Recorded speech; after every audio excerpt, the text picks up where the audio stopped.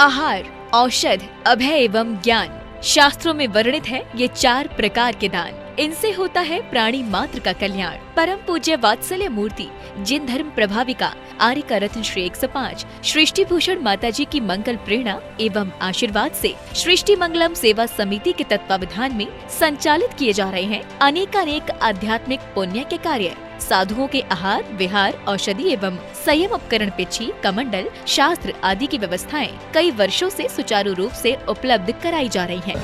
मथुरा जैन 84 श्रमण ज्ञान भारती छात्रावास में अध्ययनरत थे। सूचना मिली दिल्ली से कोई सृष्टि भूषण माताजी मथुरा 84 आ रही हैं। टीम में सबसे पहले सूचना आई आपको बिहार कराने जाना है। हम 2 बच्चे माताजी का बिहार कराने गए। बीच में वृंदावन मिला तो माताजी ने कहा अपन को यहाँ पर प्रेम मंदिर देखने जाना है। मुझे लगता है वो माताजी के साथ प्रेम मंदिर देखने गए और कब मुझे संयम से प्रेम हो गया मुझे ही नहीं पता चला। इतने दिन से था कि माताजी को साक्षात सुने और आज वो सुनने का सौभाग्य हमको प्राप्त। माताजी बोल रही थी हम तो बकवास करते हैं। अब देखो माताजी, गंगा नदी बह रही है और गंगा नदी का अगर हमने पानी लोटे में भर दिया, अब सचिन भैया वो पानी किसका कहलाएगा, लोटे का कि गंगा का है? गंगा का। गंगा नदी के पानी को अगर हमने लोटे में भी भर दिया, ग्लास में भी भर दिया, तो वह पानी लोटे का नहीं हुआ, वो पानी ग्लास का नहीं हुआ, वो पानी तो गंगा नदी का ही रहेगा। इसलिए माताजी कोई मुनिराज प्रवचन करे या कोई माताजी प्रवचन करे, वो माताजी और मुनिराज के प्रवचन नहीं होते, वो तो तीर्थंकर भगवान के ही प्रवचन है। इसलिए जब माता जी को जब यहाँ का साक्षात देखा और यहाँ का दर्शन करके अपने आप में इतनी हृदय में खुशी हुई कि मैं आप जो थकान हो रही थी वो थकान दूर हो गई है। क्योंकि कहते हैं कि पत्थर हो चाहे ककरीले हो, जहाँ देव शास्त्र की भगवान के चरण मिल जाते हैं अपने यहाँ थकान दूर हो जाते हैं। कि सृष्टि भूषण माता जी का यहाँ आहारचर्या चलती है। शुद्ध भोजन करना था, मैं एक बार गया और वहाँ बड़ी अच्छी तरह से उन्होंने हमें आहार भोजन करवाया। तो इस प्रकार से ऐसा जो आपका कार्यक्रम चल रहा है पूरे देश में वो एक अनूठा है और आपके जितने भी कार्य हैं बहुत अच्छे सुचारू रूप से चल रहे हैं। इसी भावना के साथ और आगे भी इसी तरह चलते रहें, भगवान से मेरी यही प्रार्थना है। साथ ही सामाजिक सेवा के कार्य जैसे बच्चों की शिक्षा, गरीब परिवारों को आर्थिक सहयोग, रोगियों का उपचार एवं वृद्ध असहाय लोगों को आश्रय दिया जाता है। गौ संरक्षण एवं संवर्धन हेतु भी गौशालाओं के निर्माण एवं विभिन्न स्थानों पर संचालित गौशालाओं को आर्थिक मदद पहुंचाना, चारा आदि की व्यवस्था प्रदान कराना, दुर्घटनाग्रस्त गौवंश का उपचार कराना आदि कार्य भी किए जाते हैं। तो फिर देर न करें, आज ही इन महापुण्य के कार्यों से जुड़कर पुण्य लाभ कमाएं। 1 लाख से अधिक राशि प्रदान कर आप समिति में संरक्षक आदि पद प्राप्त कर सकते हैं। साथ ही अन्य छोटी राशि दान करके भी पुण्यार्जन कर सकते हैं। आप अपनी दान राशि दिए गए निम्नलिखित बैंक खाता में जमा करवा सकते हैं। बैंक विवरण: खाता नाम Srishti Mangalam Seva Samiti, bank Punjab National Bank, account number 021200101 1777277, IFSC code PONB 0021200, खाता नाम Srishti Mangalam Seva Samiti, Bank of Baroda, branch Shri Mahavir ji, account number 011901000322429, IFSC code BARBO SHRIMA। अधिक जानकारी एवं आपके द्वारा दी गई सहयोग राशि के रिसिप्ट प्राप्त करने हेतु संपर्क सूत्र 9376571003 9376571001। सृष्टि मंगलम सेवा समिति से जुड़ने वाले सदस्यों का नाम एवं फोटो जिनवाड़ी चैनल पर प्रसारित किया जाएगा।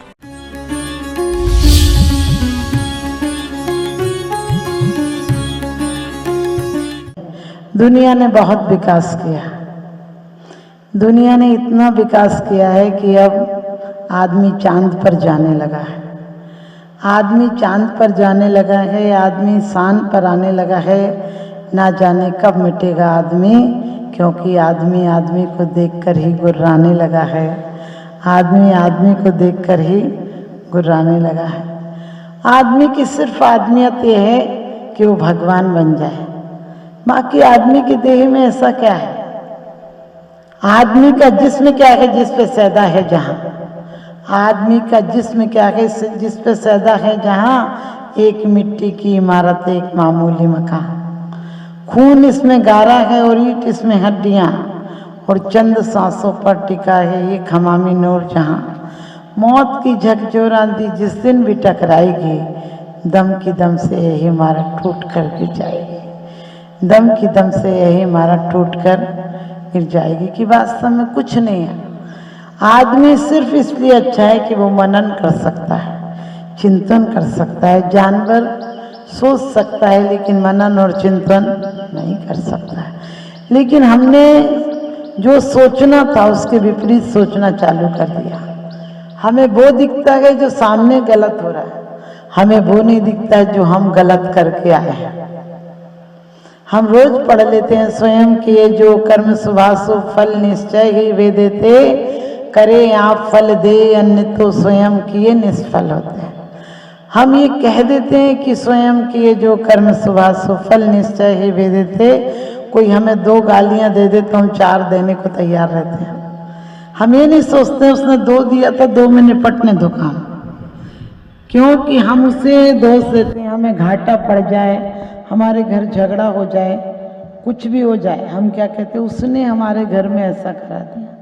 हम ये नहीं सोचते हमारी असावधानी से ऐसा हो।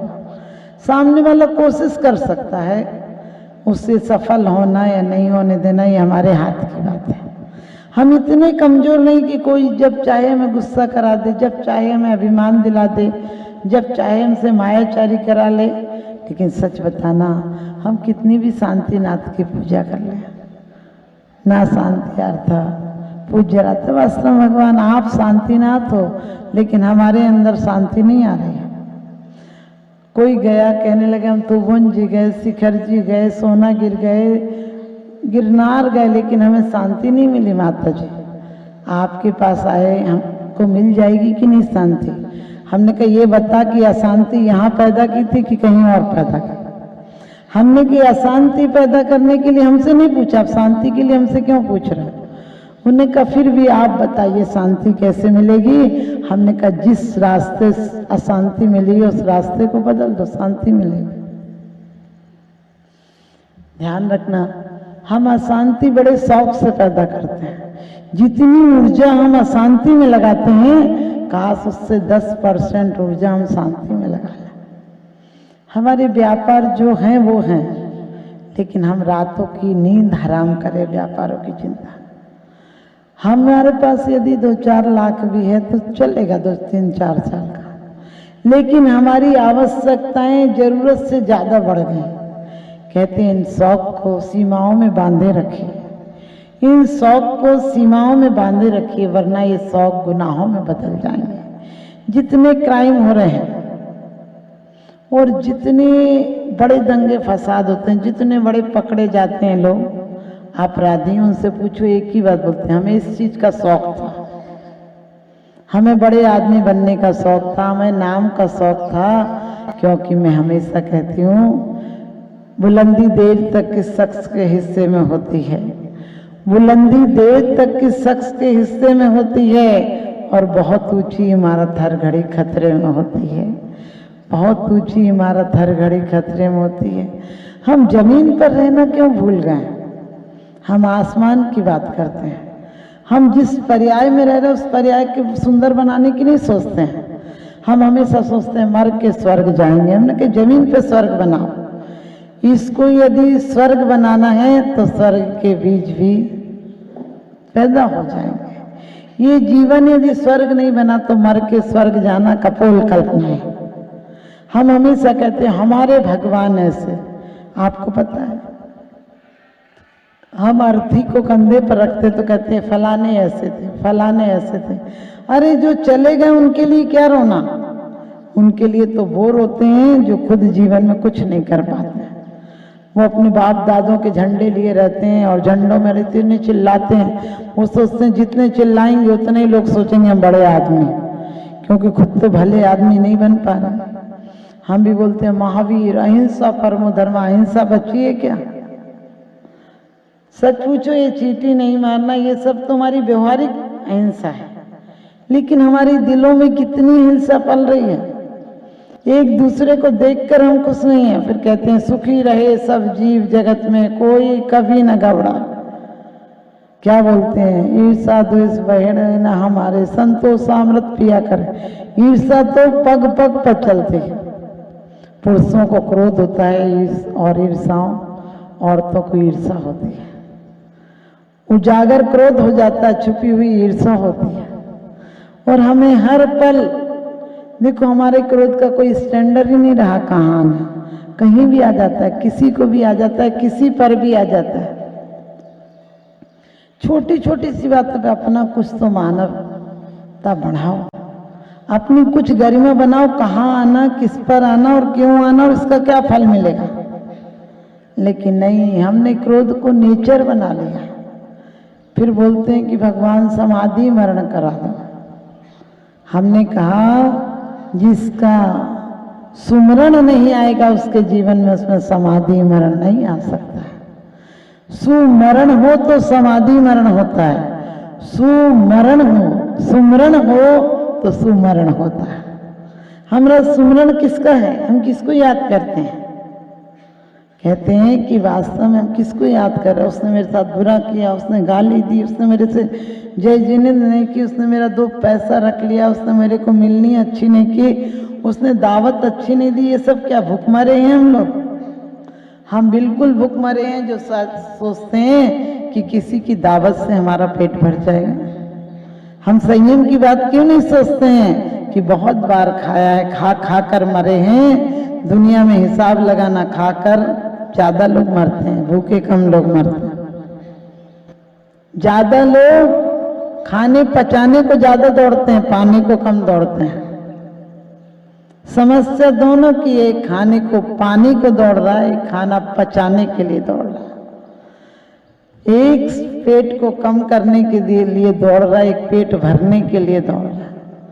हम सम्यक दर्शन की बात करते हैं, ये हमारे अंदर आ जाए, अभी आ जाए तो अभी जीवन में शांति हो जाएगी।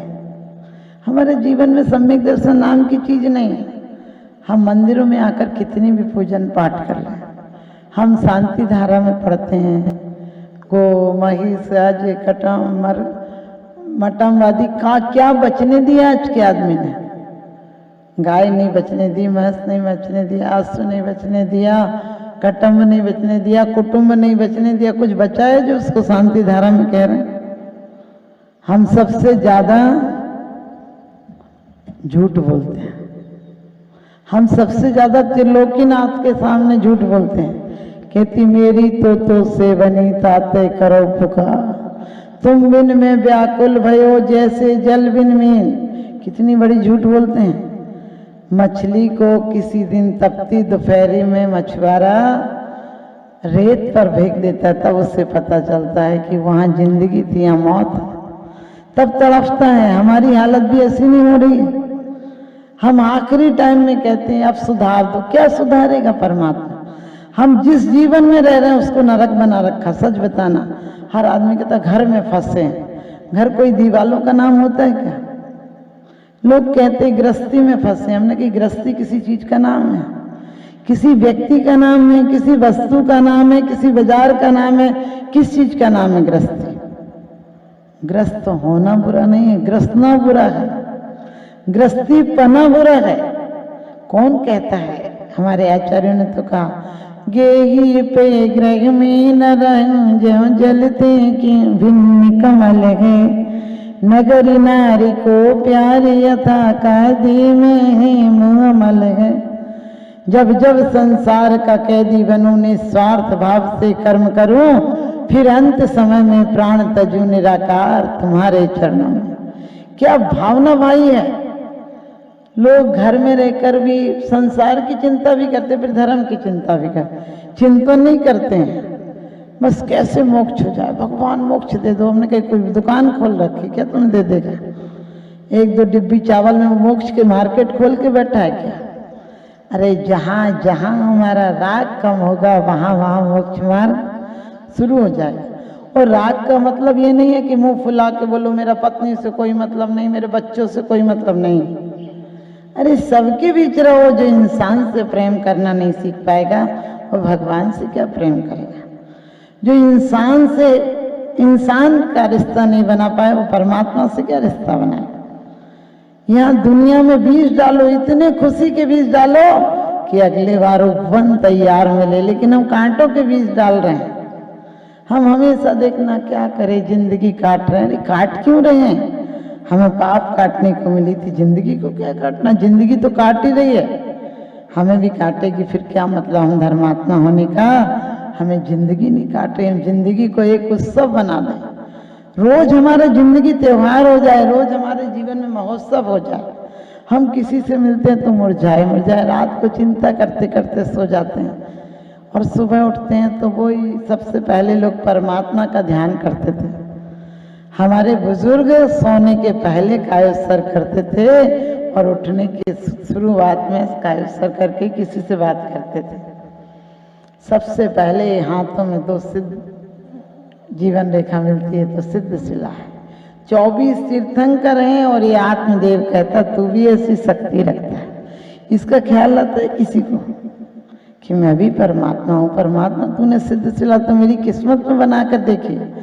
जानवरों के हाथ को देखना, जानवरों के हाथ में सिद्ध शिला नहीं है। किसी भी जानवर के हाथ में सिद्ध शिला नहीं, क्योंकि वो पशु है, वो पास से बंधा है, वो एक सीमा में बंधा हुआ है।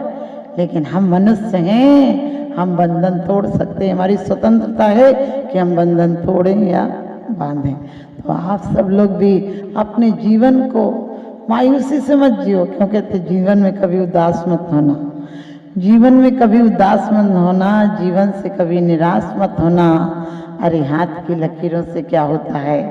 भाग्य तो उनके भी होता है जिनके हाथ नहीं होता।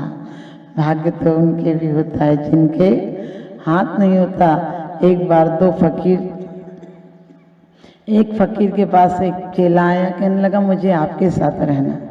उस फकीर ने कहा कि तुम रहो तो, लेकिन मेरे से कोई प्रश्न नहीं करोगे, मेरे से पूछोगे नहीं कि मैं कुछ भी करूं, तुम पूछोगे नहीं। उसने कहा ठीक है नहीं पूछूंगा, लेकिन आपका चेला बन के रहना। वो जब जाने लगा तो गांव के राजा ने उसका बहुत सम्मान किया, बहुत सम्मान किया। अपने घोड़े दिए और अपना बेटा उस फकीर के, जो मुख्य फकीर था, उसके घोड़े पर बैठा दिया। राजा के घोड़े आगे निकल गए, उस फकीर का घोड़ा पीछे था जिस पर राजकुमार भी बैठा हुआ था, छोटा था 4 साल का। उस फकीर ने लेकर उसका हाथ तोड़ दिया। अब जो उसका चेला था उससे तो बड़ा लगा कि कैसा बेकार ये गुरु है, इसने, राजा ने इतना सत्कार किया, इतनी बग्गियां दी अपने लाड़ले बेटे को, यहाँ बैठा दिया इसके साथ, और ये कितना हत्यारा साधु, उसने उसका हाथ तोड़ दिया।